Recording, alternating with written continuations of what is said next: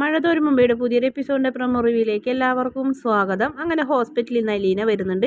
അലീനനെ നല്ല മുഖത്തോടെ ഒന്നല്ല നമ്മുടെ വൈജയന്തി സ്വീകരിക്കുന്നത്.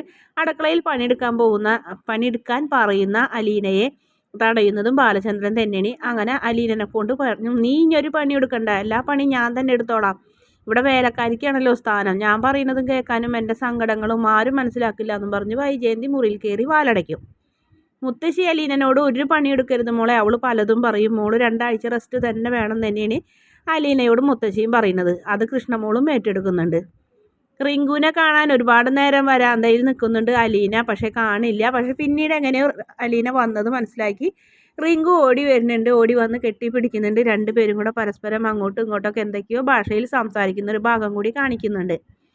പിന്നീട് നമ്മുടെ അലീന രോഹിത്തിനെ മുഖാമുഖം കാണുന്നുണ്ട്. രോഹിത്തിനെ വെല്ലുവിളിക്കുന്നുണ്ട്. എൻ്റെ ഒരു ഫോണുണ്ട് നിൻ്റെ കയ്യിൽ, അതെനിക്ക് കിട്ടണം, കിട്ടിയില്ല എന്നുണ്ടെങ്കിൽ നീ വിവരം അറിയുന്ന പറയുമ്പോൾ നീ പോടി, നീ എന്നൊരു പുല്ലും ചെയ്യില്ല, എനിക്ക് നിന്നൊരു പേടിയില്ല എന്ന് പറഞ്ഞ് ഒരു കുലുക്കമില്ലാണ്ടാണ് അവൻ പോകുന്നത്. 2 പേരും കൂടെ സംസാരിക്കുന്നുണ്ട്, രോഹിത്തും അതുപോലെ തന്നെ ഹരിയും കൂടെ. ഹരിയുടെ മുഖം തല്ലിച്ചതച്ചിട്ട് എന്താണ്ട് ഇങ്ങനെ ചെയ്തത്, അതും ഒരു വേലക്കാരിക്ക് വേണ്ടിയിട്ട്.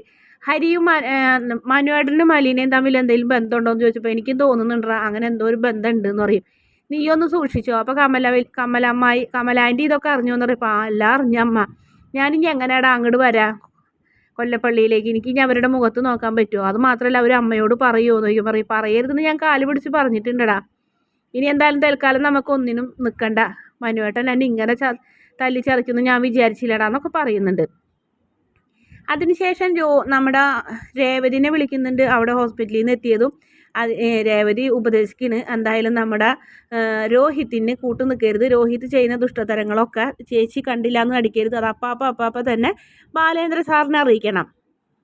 ഇനി അവൻ കളിക്കനാണ്, പ്രായമാണ്, പഠിക്കനാണ്, അങ്ങനെ ഇങ്ങനെയൊന്നും പറഞ്ഞു കഴിഞ്ഞിട്ട് ചേച്ചി ഓരോന്ന് ചെയ്ത് അവന് സാമർഥ്യം കൂടുള്ളൂ. അതുപോലെ തന്നെ അവന് വഷളത്തരത്തിന് കൂട്ടു നിൽക്കാൻ പറ്റുവാനും അവൻ ഇനി ഇങ്ങോട്ട് വരില്ല എന്ന് തോന്നുന്നുണ്ട് മോളെ എന്ന് പറഞ്ഞപ്പോൾ ചേച്ചീനെ ഞാൻ ഇനി ഒന്നും പറയുന്നില്ല, ഒന്നില്ലെങ്കിൽ ചേച്ചി അവിടെ നിന്ന് ഇങ്ങോട്ട് പോരണം, അല്ലെങ്കിൽ ചേച്ചി സത്യങ്ങളൊക്കെ അവരെ അറിയിക്കണം, എന്തായാലും വേണ്ടത് ചെയ്യണം എന്ന് പറയുന്നുണ്ട്.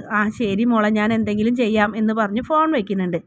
അതിനുശേഷം രാത്രിയാവുമ്പോൾ നമ്മുടെ രോഹിത്തിൻ്റെ ഫോണിലേക്ക് അലീന വിളിക്കുന്നുണ്ട്. എൻ്റെ ഫോൺ നീ എനിക്ക് തരുമോ ഇല്ലേന്ന് അറിയണം, ഇല്ലെങ്കിൽ നിൻ്റെ അച്ഛനെയും കൊണ്ടായിരിക്കും ഞാൻ നിൻ്റെ മുറിയിലേക്ക് വരാമെന്ന് പറയും. ആരെ കൊണ്ടെന്നാലും എനിക്കൊരു കുഴപ്പമില്ലടി, നീ എന്നെ ഭീഷണിപ്പെടുത്താറായോ, എനിക്കൊരു ചുക്കുമില്ല, നീ ഇവിടുത്തെ വേലക്കാരി ഉണ്ട് എന്ന് പറയും.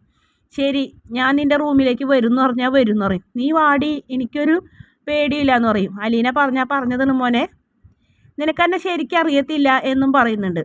അപ്പോൾ അവൻ ചെറുതായിട്ടൊന്ന് പേടിക്കുന്നുണ്ട്.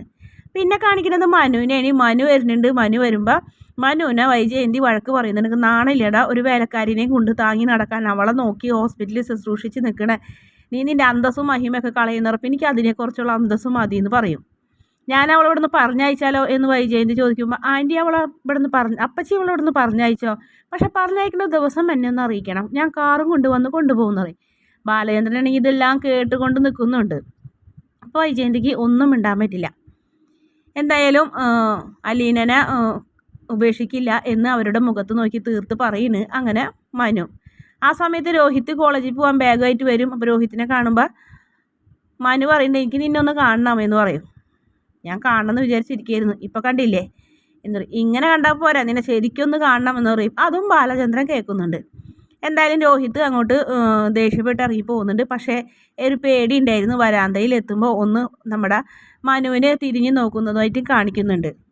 വീഡിയോ ഇഷ്ടപ്പെടുകയാണെങ്കിൽ ഈ ചാനൽ ഒന്ന് സബ്സ്ക്രൈബ് ചെയ്ത് സപ്പോർട്ട് ചെയ്യണേ.